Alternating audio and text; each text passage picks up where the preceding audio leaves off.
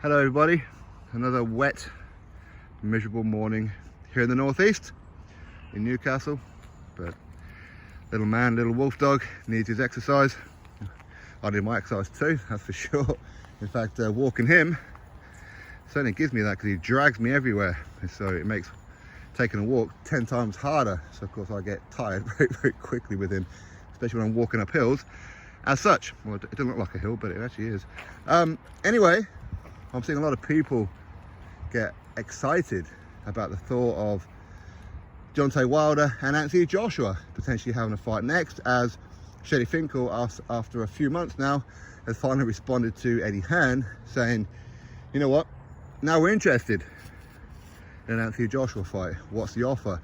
As we know, Eddie Hearn, he put in an offer, or at least opened up the lines of communication some months ago, saying how there's a huge amount of money waiting for Deontay Wilder if he's interested in fighting Anthony Joshua, and I believe there's something about Saudi Arabia in that as well. Now, firstly, it's great that Eddie Finkel has responded. That's great. And to be honest with you, I'm not too sure if I've got the energy to be going backwards and forwards like we did last time with the whole Joshua Wilder situation. We know Wilder never wanted to fight. We know that it was all about clout chasing. We know all that. I mean, to turn down $100 million tells you they never wanted to fight, okay? Now, regardless of any of that, ultimately, him responding to Eddie Hearn, yeah, you know what, it's a step in the right direction. But you know what it does? It creates headlines, such as this video, right? That's what it does. And it gets a lot of people talking about Deontay Wilder and Anthony Joshua. Do I think that fight's gonna happen next? I'd love to say yes, but no. And for a number of reasons. Firstly, I don't think PBC and Eddie Finkel are interested in that fight. They've already made their plan. They've mapped out Deontay Wilder's career path. We know that because the PBC and the WBC arranged quite some time ago that they have a all PBC tournament to determine the next WBC mandatory challenger for Tyson Fury, which is why they created that little tournament of Andy Ruiz Jr. versus Luis Ortiz, Deontay Wilder versus Robert Helenius. Winners fight each other to become Tyson Fury's mandatory challenger.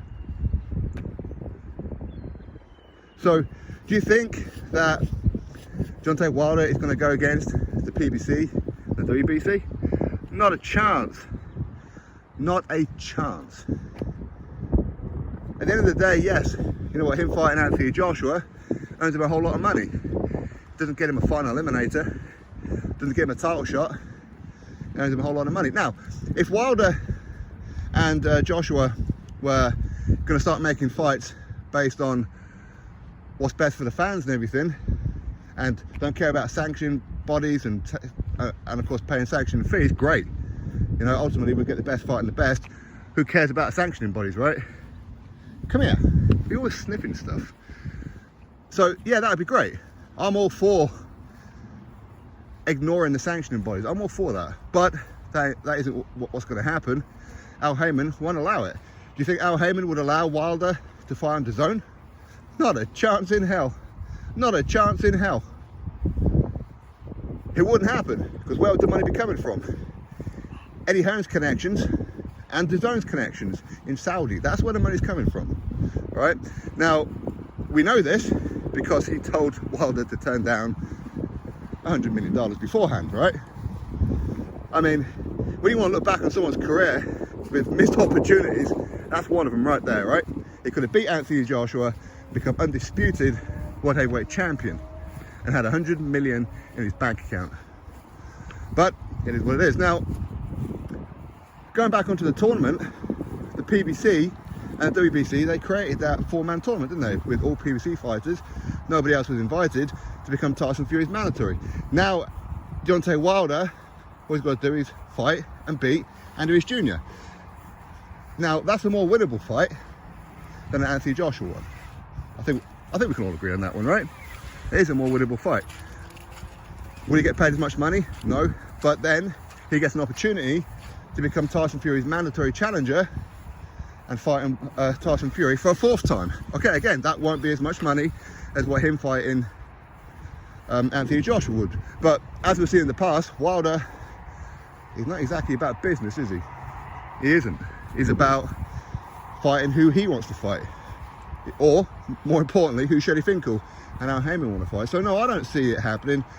I see Deontay Wilder fighting Andrews Jr. next. And you may say, well, why respond to Eddie Hearn if you're not interested? Because it gets people like me and others talking about Deontay Wilder. It will help build the fight between him and Andrews Jr. That's why. And I'd love to be wrong on this, I would, but history tells us, the receipts are there. It was always about clout chasing Anthony Joshua. It was always about that, always. But anyway, that's my thoughts on it. I don't think we're going to see that fight next. I'd love to be wrong, but we're going to see Wilder versus Ruiz, and we're going to see Joshua versus, I don't know, maybe Otto Wallin or something like that, or Dillian White, however. Anyway, my thoughts, drop me yours, click thumbs up, subscribe, catch you next video.